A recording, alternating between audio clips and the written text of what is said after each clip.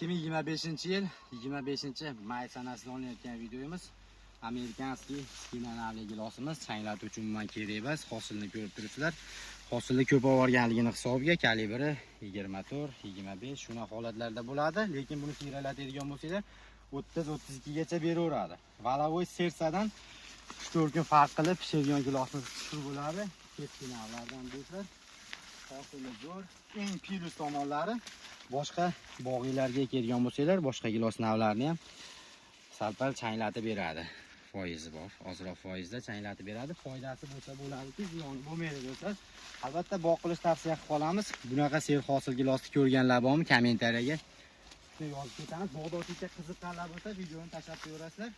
Albatta ko'chatlarni xudo xolasa noyabrdan boshlab sveji qilib zakazlarga, klientlarimizga ko'chirtirib jo'natib beraveramiz do'stlar. Mana kalibrlari ham xudo xolasa yaxshi. Mana layklar bosib boraveramiz. Bog'doshiga qiziqqanlarga обязательно videoni tashlashni esdan chiqarmaymiz. Salom.